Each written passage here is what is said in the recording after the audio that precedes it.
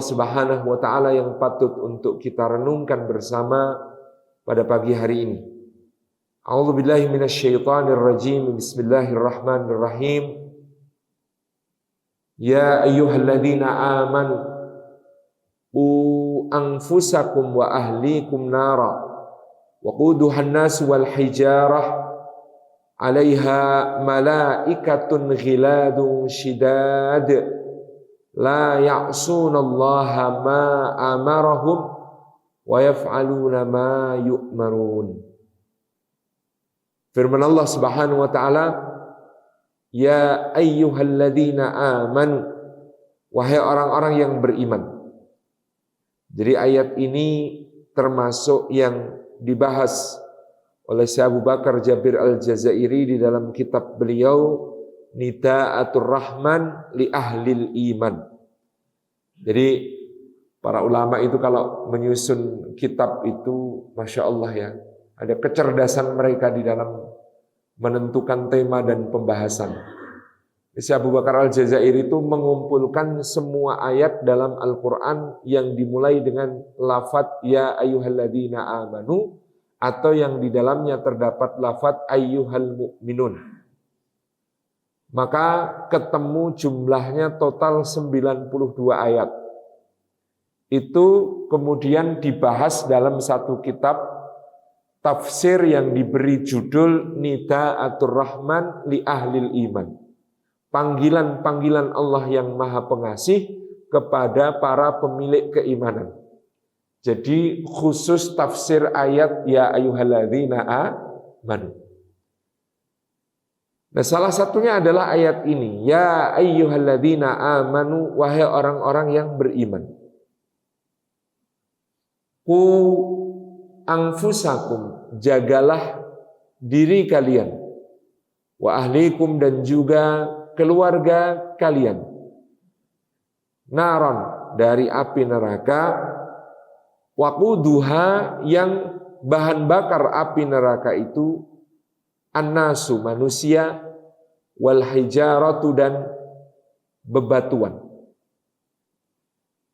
Alaiha, di atas neraka itu, malaikatun, terdapat malaikat-malaikat, ghiladu shidad, yang kasar lagi bengis. La ya'sunallaha, mereka para malaikat itu tidak pernah mendurhakai Allah, ma amarahum, dalam apa yang diperintahkan Allah kepada mereka. Wa yaf'aluna, dan mereka senantiasa menjalankan ma, apa-apa, yu'maruna, yang diperintahkan kepada mereka. Ayat ini Bapak Ibu yang dirahmati Allah, di mana Allah Subhanahu wa taala berfirman, wahai orang-orang yang beriman, jagalah diri kalian dan keluarga kalian dari api neraka yang bahan bakarnya manusia dan batu, yang padanya ada malaikat-malaikat yang keras dan bengis, yang tidak pernah mendurhakai Allah apa yang diperintahkan kepada mereka, dan mereka selalu menjalankan apa yang diperintahkan kepada mereka itu. Terdapat panggilan Allah Subhanahu wa taala, panggilan yang penuh kemesraan, panggilan yang penuh kasih sayang, panggilan yang penuh dengan iradah syar'iyyah, kehendak Allah Subhanahu wa taala agar orang-orang beriman mendapatkan kebaikan dan terhindar dari keburukan. Ya ayyuhalladzina amanu, wahai orang-orang yang beriman. Setiap kali Allah memanggil di dalam Al-Qur'anul Karim kepada orang-orang beriman, maka di situ ada perintah dan ada larangan. Ada kabar gembira dan juga ada ancaman. Tetapi semua itu dimaksudkan untuk satu tujuan, menghindarkan orang beriman dari segala keburukan dan agar mereka meraih kebaikan. Tidak pernah lepas panggilan Allah Subhanahu wa taala kecuali untuk maksud yang demikian. Ya ayyuhalladzina amanu ku anfusakum, jagalah diri kalian, wa ahlikum, dan keluarga kalian, naran, dari api neraka. Di sini terdapat perintah yang mencakup semua kebaikan dan menghindarkan dari segala keburukan, yaitu agar orang-orang beriman menjaga diri mereka dan keluarga mereka dari api neraka. Pertanyaannya, karena judul kajian kita adalah meraih surga bersama keluarga, kenapa ayat ini tidak berbunyi adkhilu anfusakum wa ahlikum jannah, masukkanlah dirimu dan keluargamu ke dalam surga? Tetapi ayat ini berbunyi jagalah dirimu dan keluargamu dari api neraka.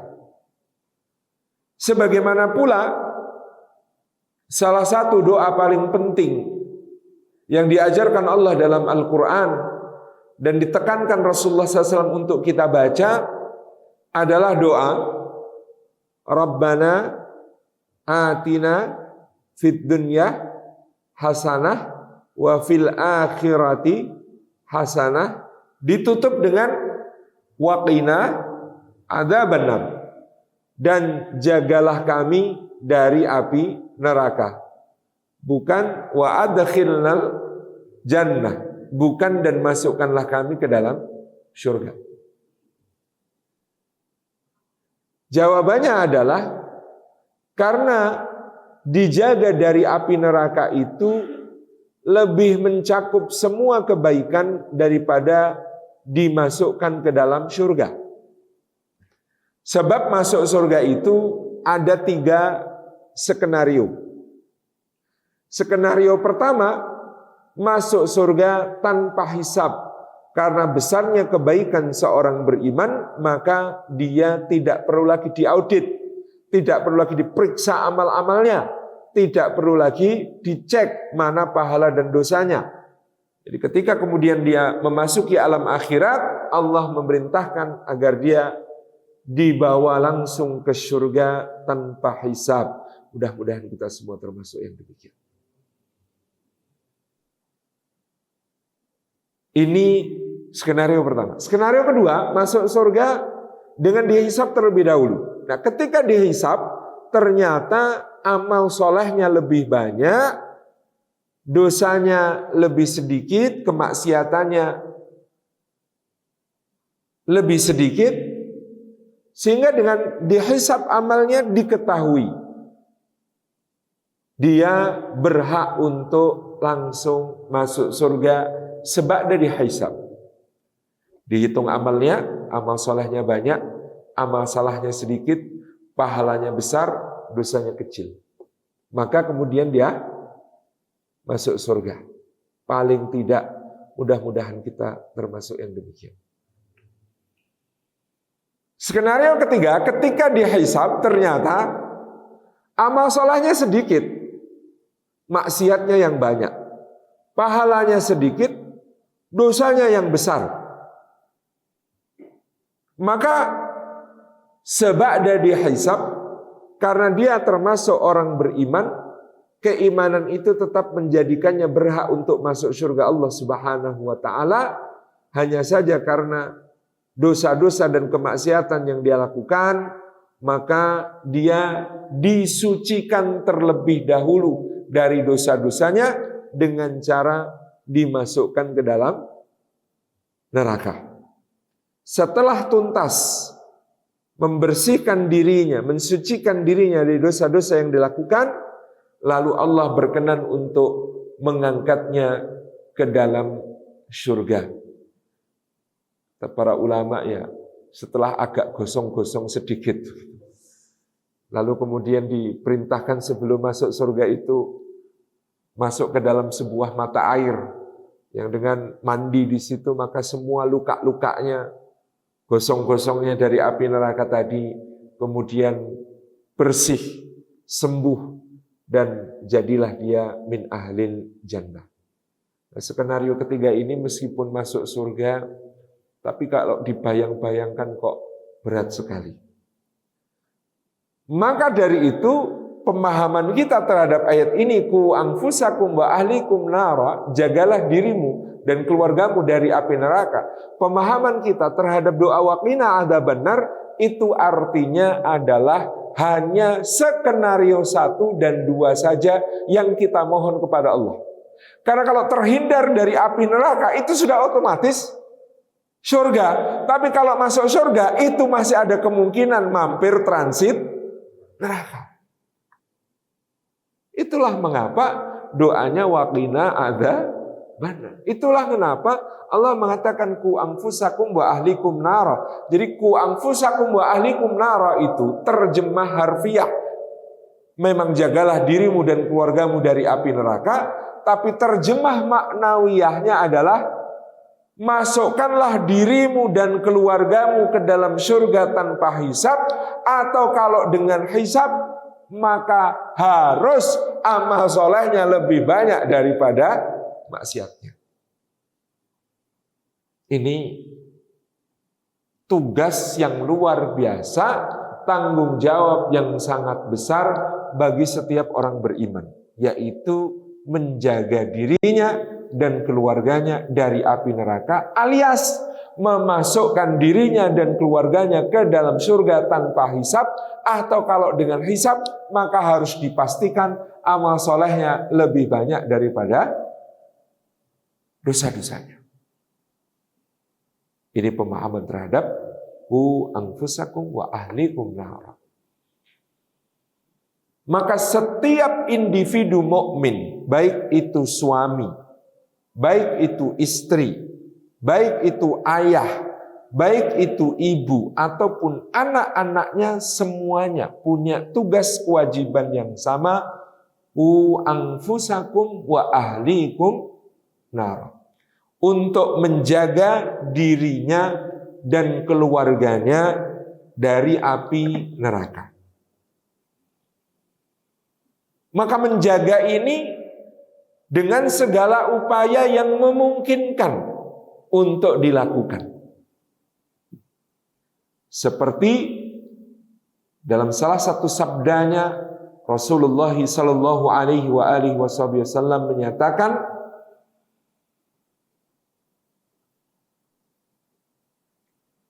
ku anfusakum minan nari,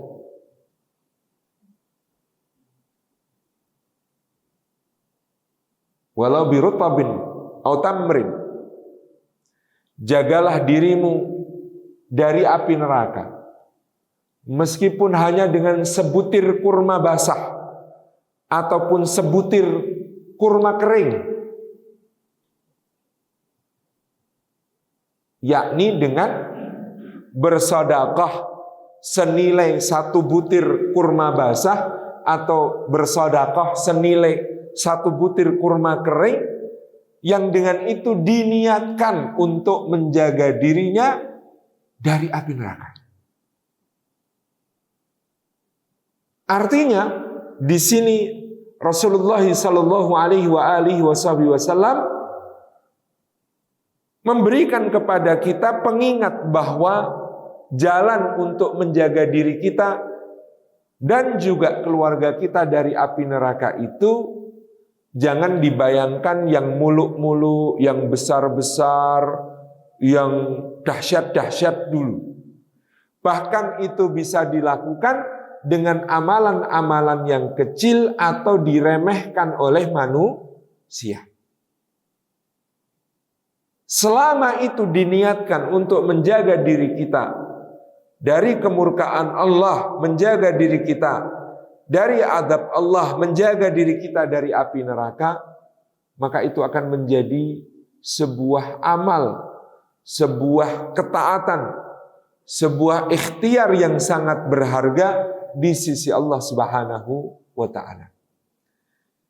Karena mafhum mukhalafah dari pernyataan Imam Fudail bin Iyad yang pernah menyatakan begini, jangan kamu pandang besar kecilnya dosa, maknanya jangan meremehkan dosa, tapi lihatlah siapa yang sedang engkau durhakai. Kan beliau mengatakan begitu. Jangan kau pandang besar atau kecilnya dosa yang membuat kita kemudian meremehkan dosa-dosa kecil, tapi perhatikan siapakah yang sedang engkau durhakai. Karena ngeyel kepada Pak RT itu beda level dengan ngeyel kepada presiden.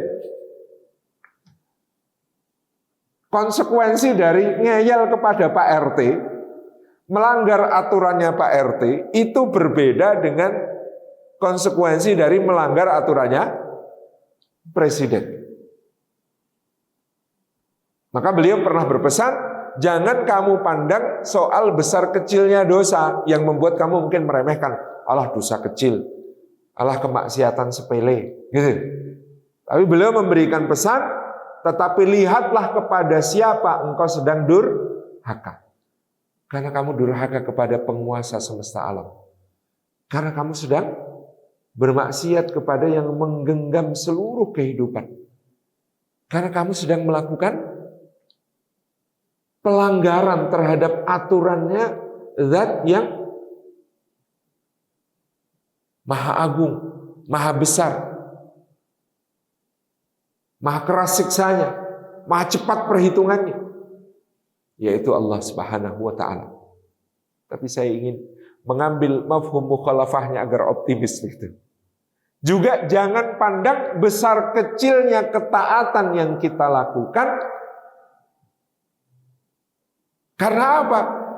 Karena kita perlu melihat kepada siapa kita sedang taat.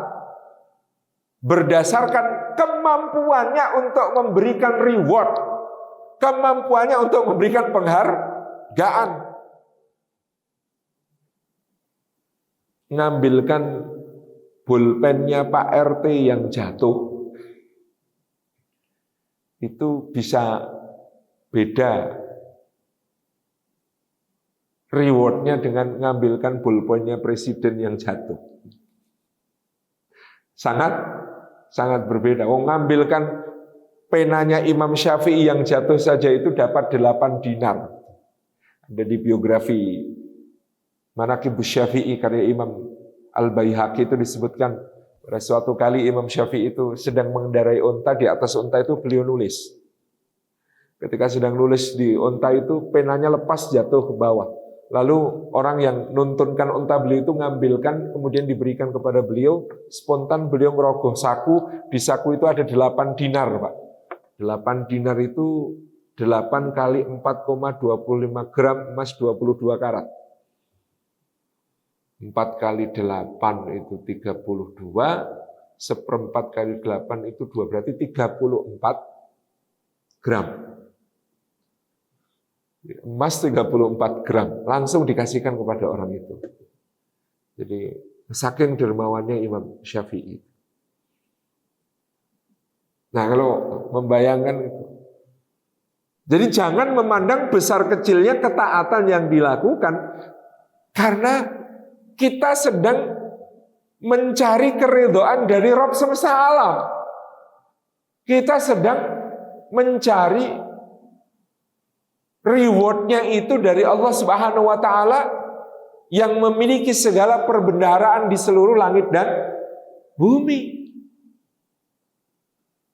Jadi jangan ngitungnya itu jangan berdasarkan amal kita, tapi ngitungnya itu berdasarkan untuk siapa amal itu dan seperti apa kemampuan yang bersangkutan untuk memberi balasan.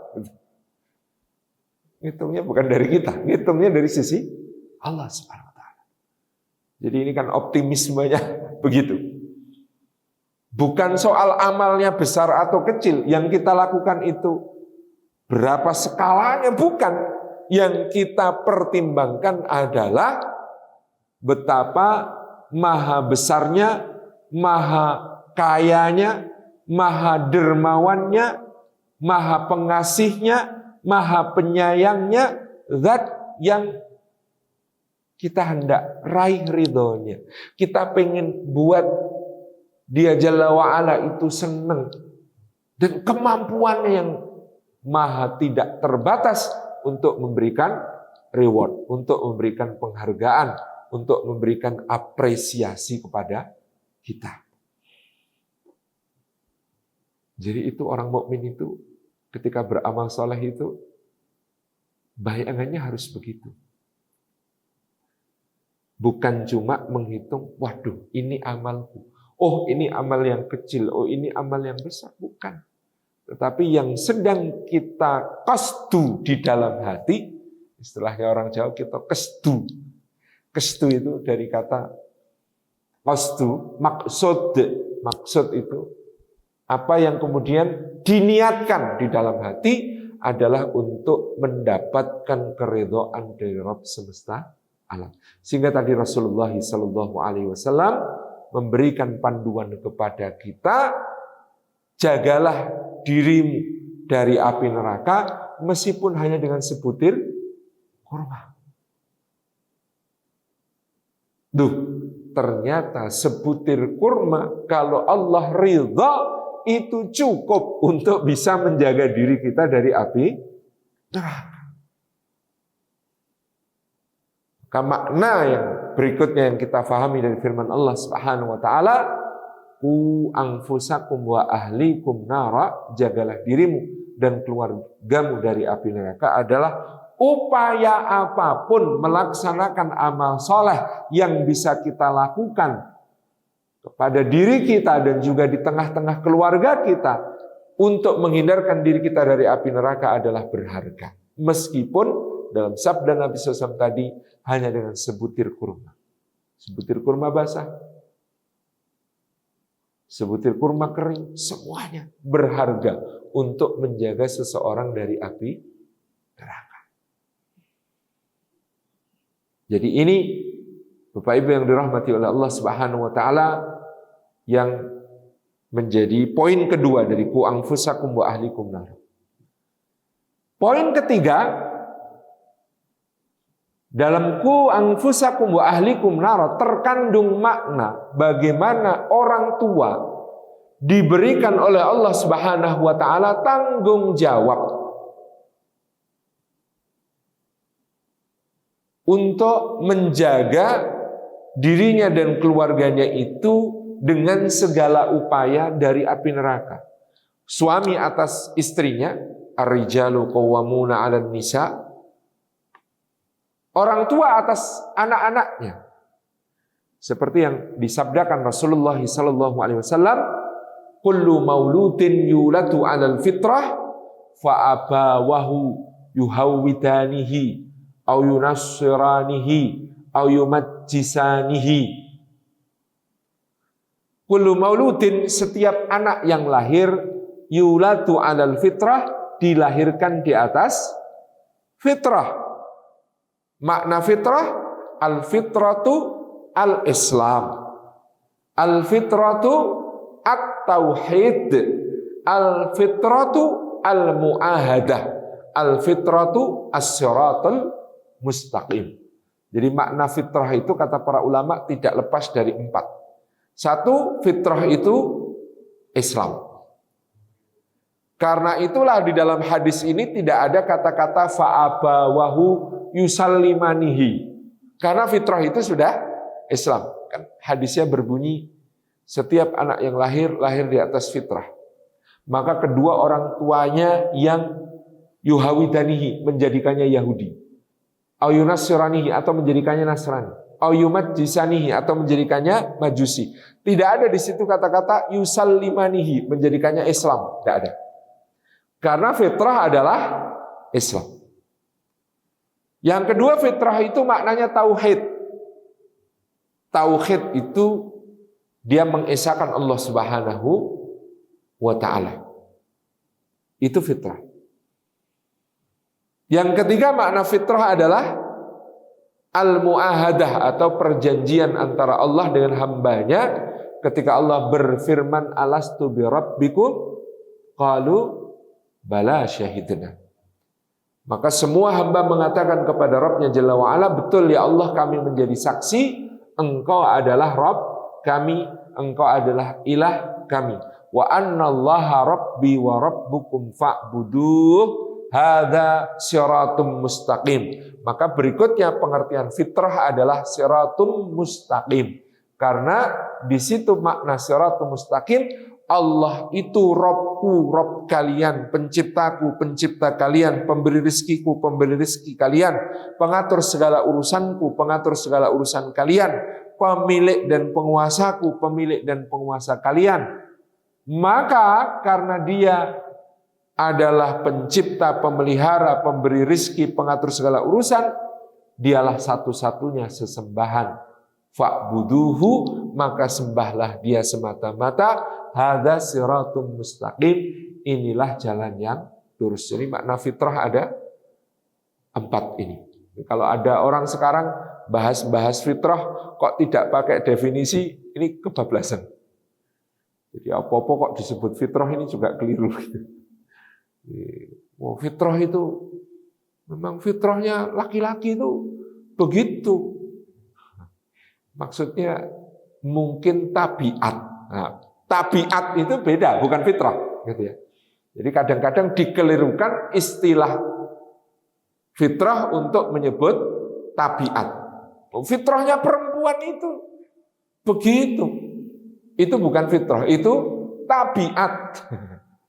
Jadi bukan fitrah. Karena fitrah itu tidak pandang laki-laki perempuan sama fitrahnya.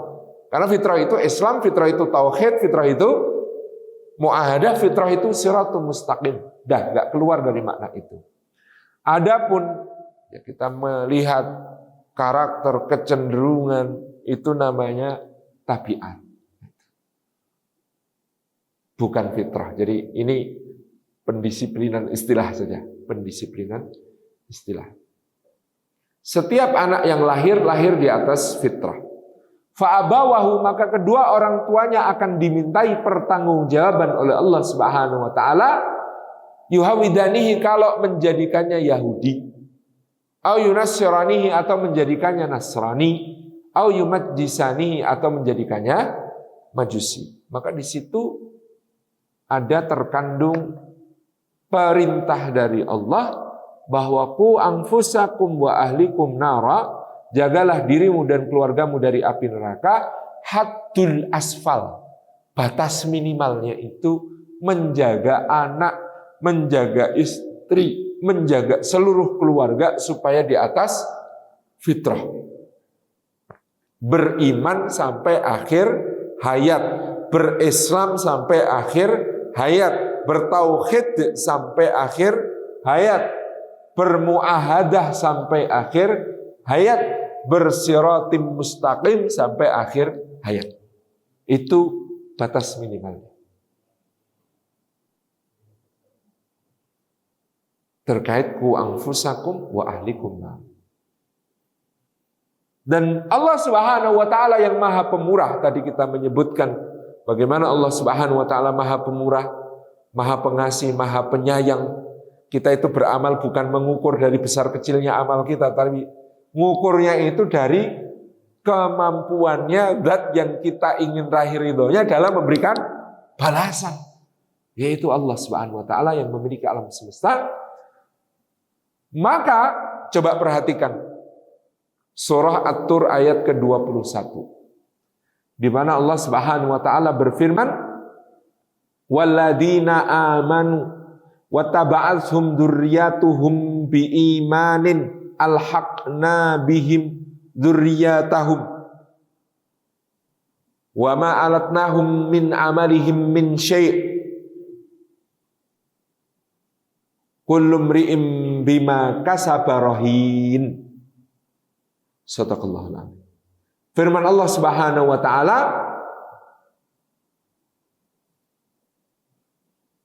walladzina amanu, dan orang-orang yang beriman, wattaba'athum, dan mengikuti mereka, dzurriyyatuhum, anak keturunannya mereka itu mengikuti mereka, biimanin, dengan iman juga.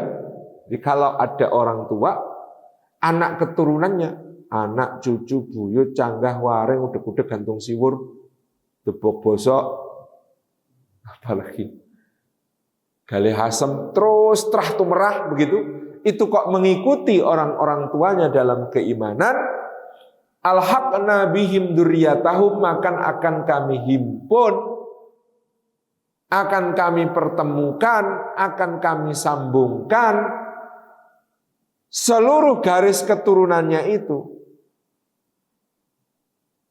kumpul di satu tempat. Kalau kita baca tafsirnya Sayyidina Abdullah ibni Abbas, seperti dikutip Imam Ibnu Katsir maupun para a'immah yang lain dalam kitab tafsir mereka, maka maknanya akan dikumpulkan di surga yang sama. Jadi orang tua yang anak keturunannya mengikuti mereka di dalam keimanan, maka nikmatnya di dalam surga kelak akan ditambah oleh Allah dengan nikmat dihimpunkannya seluruh anak keturunannya bersama dengan dia di surga yang sama. Masya Allah. Ini kabar gembira yang sangat besar tadi. Caranya gimana Ustaz? Apa terus amalnya dikumpulkan terus dibagi rata-rata untuk supaya mereka bisa kumpul di surga yang sama? Wa ma alatnahum min amalihim min syai'. Jawabannya di kalimat berikutnya Allah mengatakan, dan kami tidak pernah akan mengurangi amal-amal mereka sedikit pun. Artinya kalau dikumpulkan di surga yang sama, maka kata Ibnu Abbas, dikumpulkan di surga level tertinggi yang dicapai oleh garis keturunan itu. Dikumpulkan di surga yang surganya itu surga level tertinggi yang dicapai oleh garis keturunan tersebut. Ya, tapi Allah itu kalau memberi kabar gembira juga memberi peringatan. Kullu mri'im bima kasaba rahin, maka setiap orang tetap bertanggung jawab atas perbuatan buruk yang dilakukannya. Setiap orang itu terikat kepada apa yang diusahakannya, apa yang diikhtiarkannya. Jadi semuanya dikumpulkan di surga yang sama, tetapi setiap orang tetap mendapatkan rahmat Allah sesuai dengan kapasitas mereka masing-masing. Tapi kabar gembiranya adalah seluruh garis keturunan itu dihimpun di surga di level tertinggi yang diraih oleh garis keturunan tersebut. Masya Allah. Dan kata dzurriyyah yang pertama artinya anak keturunan, kata dzurriyyah yang kedua itu nasab ke atas dan nasab ke bawah. Karena kata para ulama, dzurriyyah itu tidak hanya berarti anak keturunan, dzurriyyah juga berarti leluhur ke atas. Dalilnya surat Yasin. Anna hamalna dzurriyyatahum fil fulkil mashhun. Sesungguhnya kami pernah mengangkut dzurriyyah mereka di kapal yang bahtera yang berlayar di lautan.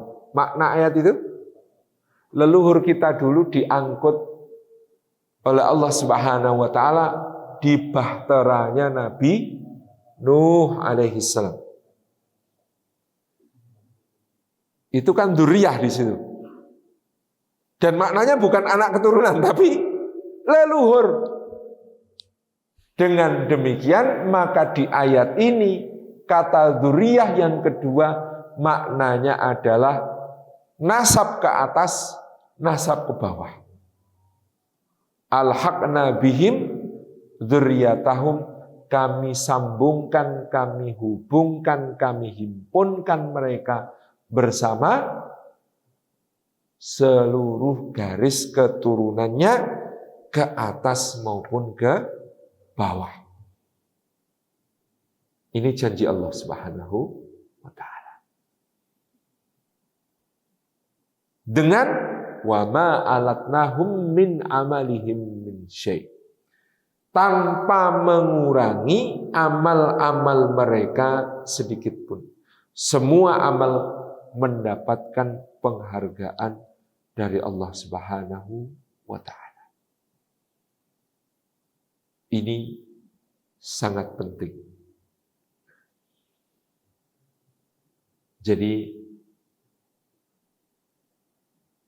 ku anfusakum wa ahlikum nara diberi solusi oleh Allah. Yang pertama, menjaga fitrah di dalam garis keturunan tersebut. Ikhtiar untuk menjaga fitrah itu melalui beberapa wasilah. Salah satunya yang pertama adalah mendoakan. Maka kita dituntunkan untuk mendoakan garis keturunan kita ke atas maupun ke bawah. Diajarkan untuk mendoakan garis keturunan ke atas dengan doa antara lain Rabbighfirli wali walidayya walil mu'minina yauma yaqumul hisab. Rabbighfirli wali walidayya warhamhuma kama rabbayani shaghira. Dituntunkan untuk mendoakan orang tua kita dan seluruh garis keturunan kita ke atas. Demikian pula sebaliknya, garis keturunan ke bawah, di mana kita dituntunkan untuk mendoakan Rabbana hab lana min azwajina wa dzurriyyatina qurrata a'yun waj'alna lil muttaqina imama.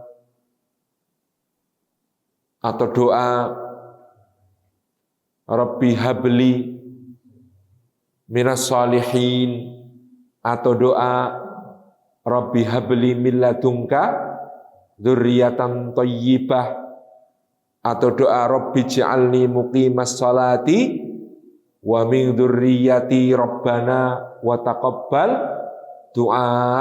Doa-doa ini semuanya dicontohkan di dalam Al-Qur'anul Karim untuk kita baca dalam rangka memenuhi amanat dari Allah, menjaga diri kita, keluarga kita, anak keturunan kita dari api neraka.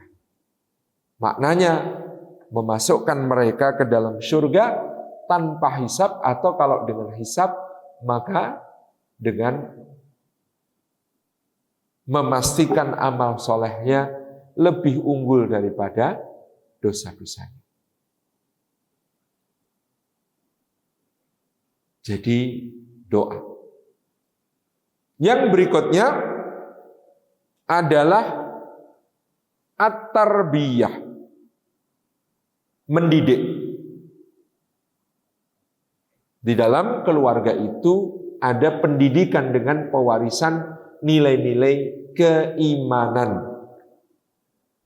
Melalui tarbiyah ini kita bisa melihat di dalam Al-Qur'anul Karim Allah Subhanahu wa Ta'ala memperlihatkan contoh-contoh tarbiyah yang dilakukan oleh manusia-manusia pilihan kepada keturunannya, kepada anak-anaknya. Misalnya kita melihat bagaimana tarbiyah yang dilakukan oleh Nabiullah Ibrahim alaihissalam kepada putra-putranya. Salah satu yang mungkin dalam beberapa waktu yang lalu banyak dibahas, bagaimana Nabiullah Ibrahim alaihissalam mendidik Nabi Ismail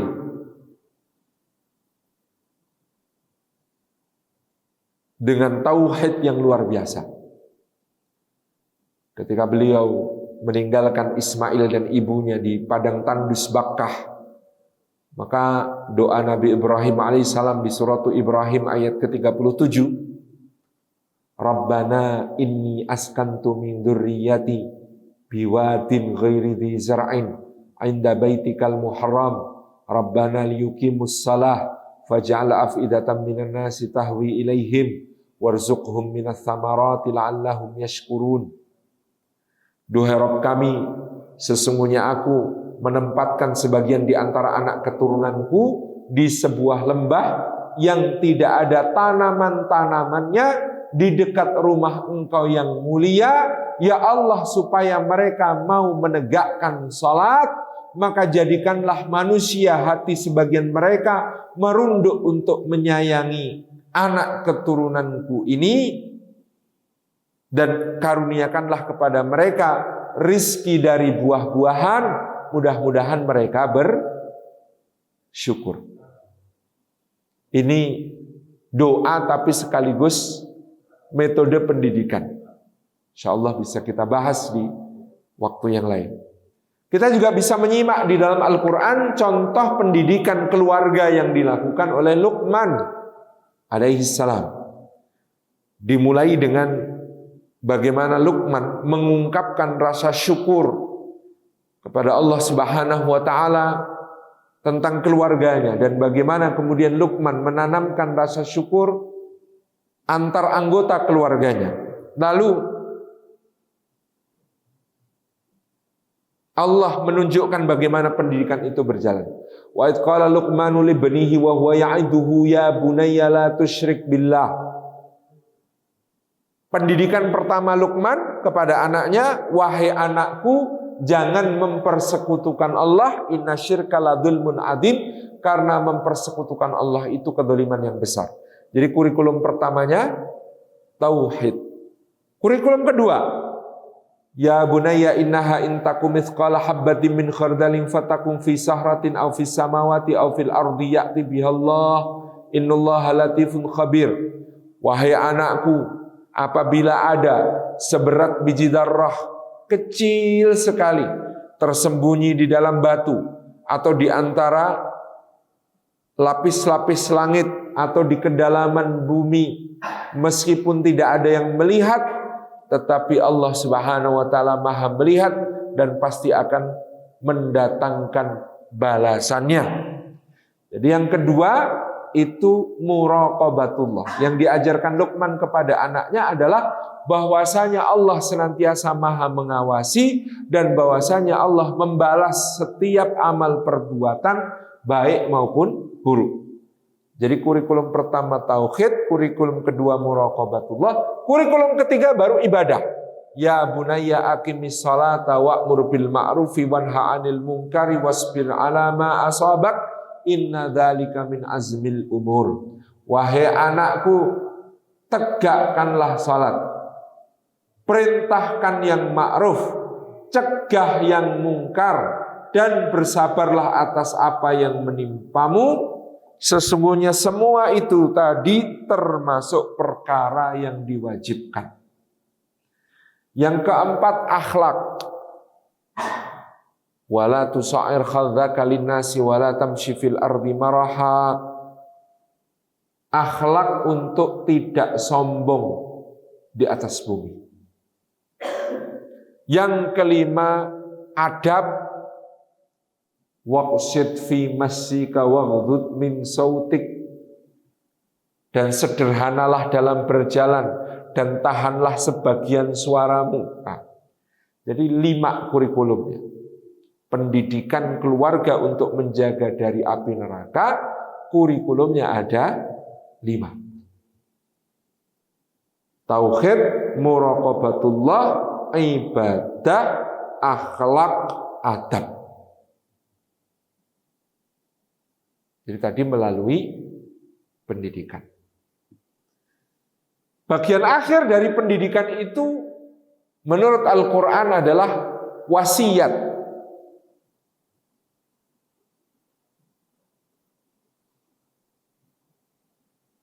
Seperti kemudian ditunjukkan oleh Nabiullah Yakub alaihissalam. Karena wasiat itu penting. Biasanya omongan terakhir orang yang mau mati itu dipegangi oleh anak keturunannya sebagai azimat, sebagai pusaka yang harus dipegang teguh. Maka kalau ngasih wasiat itu jangan yang remeh-temeh. Ngasih wasiat kok cuma nanti aku tolong dikuburkan di bawah pohon asem ya. Eman-eman gitu. Maka wasiat itu kayak Nabi Yakub alaihissalam yang dalam Al-Quran kemudian mengatakan kepada anak-anaknya, ma ta'buduna min ba'di, apa yang mau kalian ibadahi sepeninggal. Jadi wasiat itu perkara yang besar. Dalam sebuah hadis riwayat Imam At-Tabarani dan Imam Al-Baihaqi dikatakan Nabi Nuh alaihissalam ketika akan wafat itu juga memberi wasiat kepada anak-anaknya. Wasiatnya Nabiullah Nuh alaihissalam kepada anaknya, beliau mengatakan 4 wasiat. Wasiat pertama, la ilaha illallah. Karena la ilaha illallah itu apabila diletakkan di satu anak timbangan, sementara seluruh langit dan bumi diletakkan di anak timbangan yang lain, maka la ilaha illallah itu lebih berat dari seluruh alam semesta. Ini wasiatnya Nabi Nuh alaihissalam.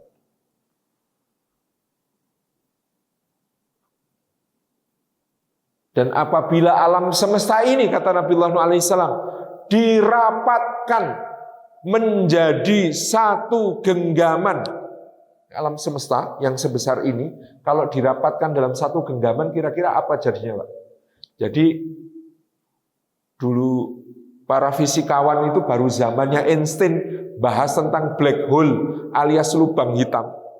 Black hole itu sebenarnya apa kan? Secara ilmiah itu adalah massa yang sangat besar yang kemudian melesap menjadi volume yang sangat kecil, sehingga massa dibagi volume yang artinya adalah massa jenis, berat jenisnya itu mendekati tak terhingga, gitu kan? Ada bintang segede matahari, kemudian basa Jawa itu mimpes, Pak, mimpes itu tahu gak? Mimpes itu mengecil menjadi satu titik. Maka apa yang terjadi pada titik itu? Kan bobotnya tetap, cuman besarnya mengecil, bobotnya tetap. Dengan bobot tetap tapi ukurannya menjadi sangat kecil, kerapatannya menjadi tak terhingga. Jadi padat banget, sangat padatnya. Dan itu sudah dikemukakan Nabi Nuh dalam hadis yang disampaikan Rasulullah SAW. Kalau alam semesta ini dirapatkan menjadi satu genggaman, lalu diletakkan, ini kan saking padatnya, saking kerasnya nggak mungkin bisa ditembus oleh apapun. Tapi kata Nabi Nuh alaihissalam, lalu kalimat la ilaha illallah diletakkan padanya, niscaya kalimat la ilaha illallah itu bisa menembusnya. Allahu Akbar. Jadi ini i'jazul ilmi sebenarnya. Di sini itu ada mukjizat ilmu karena ini wasiatnya Nabi Nuh dibahasakan oleh Rasulullah SAW, tapi di situ sudah berbicara tentang relativitas alam semesta, gitu ya. Jadi kalau seluruh alam semesta diletakkan di satu anak timbangan, itu kan juga sama kalau dimanfaatkan tadi gitu ya. Kemudian la ilaha illallah ada di anak timbangan yang lain, la ilaha illallah itu lebih berat. Ini wasiat pertama Nabi Nuh alaihissalam. Wa subhanallahi wa bihamdi. Wasiat kedua, subhanallahi wa bihamdi, wahai anak-anakku, fa innahu tasbihatu kulli syai'in wa bihi turzaqul khalqu. Karena subhanallah wa bihamdi adalah tasbihnya seluruh makhluk. Semua makhluk di alam semesta itu bertasbih. Yusabbihu lillahi ma fis samawati wa ma fil ardi wa huwal azizul hakim. Semua yang di langit di bumi ini bertasbih memuji Allah. Apa tasbihnya? Dijelaskan Nabi Nuh. Tasbihnya alam semesta itu berbunyi subhanallah wa bihamdi. Kita diajari Rasulullah yang lebih sempurna, yaitu kalimatani, 2 kalimat, khafifatani alal lisani, ringan di lisan, tsaqilani alal mizani, berat di timbangan, ringan di lisan, berat di timbangan, dan mendatangkan keridhaan Allah. Subhanallah wa bihamdihi, subhanallahil azim. Nah, kata Nabi Nuh alaihissalam, anakku jangan lupa subhanallah wa bihamdi, karena itu tasbihnya alam semesta. Dan subhanallah wa bihamdi, karena itu tasbihnya alam semesta, kan kita kalau mau menyamakan frekuensi supaya nyambung dengan alam semesta, ya tasbihnya harus sama. Subhanallah wa bihamdi. Wa bihi turzaqul khalqu, dan karena tasbih subhanallah wa bihamdi itulah seluruh makhluk itu mendapat rezeki. Ini wasiatnya Nabi Nuh yang kedua.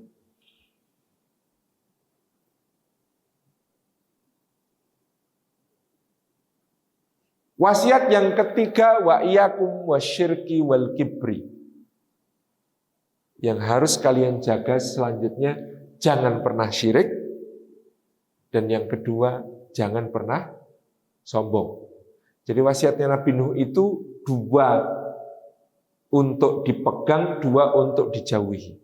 Yang untuk dipegang la ilaha illallah dan subhanallah wa bihamdi. Yang untuk dihindari asyirku wal kibru, mensekutukan Allah dan sombong. Masya Allah ya, wasiatnya luar biasa.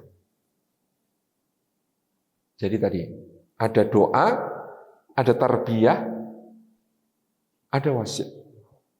Inilah ikhtiarnya untuk menjaga diri dan keluarga dari api neraka, alias bersama-sama menuju ke surga. Jannatu adni yadkhulunaha wa man salaha min abaihim wa azwajihim wa dzurriyyatihim.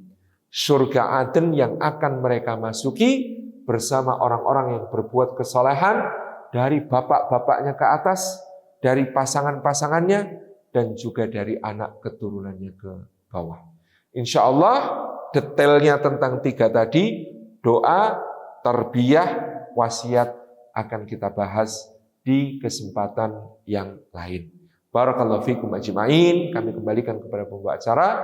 Wallahul muwaffiq ila aqwamit thariq. Wassalamualaikum warahmatullahi wabarakatuh.